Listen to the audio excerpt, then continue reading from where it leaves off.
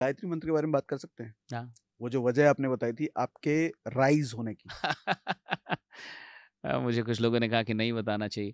ख़ैर, तो वो चीज़ें ये है कि मैं 2022 में अगर अ, कंसर्न है तो नहीं भी बता सकते नहीं, आप। नहीं, हम लोग बात करते हैं। 2022 में दिसंबर में 18 दिसंबर को हैदराबाद में मेरा एक प्रोग्राम था। मैंने वो प्रोग्राम लिया और 200-300 लोग थे। 3-4 घंटे का सेशन था। उसके बाद कुछ लोग आए, जैसा कि हर सेशन के बाद सबके पास लोग आते हैं। उसमें एक 60-65 साल के एक बुज़ुर्ग आदमी थे। वो आए और कहे कि एक फ़ोटो। तो मैंने उनके साथ फ़ोटो लिया। तो फिर बोले, "बेटा बहुत अच्छा बोलते हो।" वो क्लास 1 ऑफ़िसर थे, रिटायर्ड थे कहीं से। बोले, "बेटा बहुत अच्छा बोलते हो। गायत्री मंत्र का जाप किया करो।" तो उससे पहले भी मैं इस्कॉन में से परिचित हूँ और इस्कॉन में मैं जाता था, बहुत वर्षों से।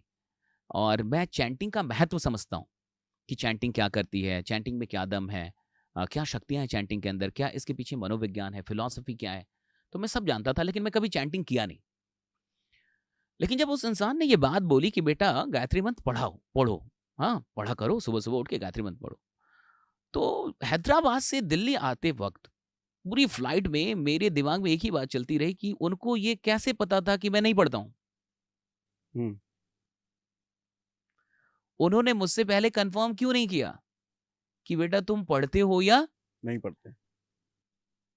मैं कोई चीज़ आपको बोलूँगा तो उससे पहले मैं एक बार कन्फर्म तो करूँगा कि अच्छा आप कॉफ़ी पीते हैं कि नहीं पीते? मैं डायरेक्ट बोलूँगा कॉफ़ी पिया कीजिए जी। तो मैं एक बार पूछ तो लूँ कि कॉफ़ी पीते हैं कि नहीं पीते हैं? मेरे दिमाग में एक बात घूमने लगी कि ये आदमी कैसे जानता है कि मैं नहीं पढ़ता हूँ? उन्होंने मुझसे क्यों नहीं पूछा कि आप पढ़ते हैं कि नहीं? और इस बात ने मुझे मजबूर कर दिया। फिर मैं आया, मैंने सारी चीज़ें ऑर्डर की। मुझे लगता है ये एक और चीज़ मैं बता रहा हूँ, आप चैंटिंग तब तक नहीं कर पाएँगे जब सारी चीज़ें आप मँगवा नहीं लेंगे। तो आपको वो माला, मालाओं को रखने वाली चीज़ें, सारी चीज़ें मँगवा लें। अगर आप कुछ भी करना चाहते हैं, पहले रिसोर्सेज़ इकट्ठा कर लीजिए। It's very important. कई बार हमारे पास रिसोर्सेज़ ही हम इकट्ठा नहीं कर पाते, जिसके चलते डिले होते रहता है।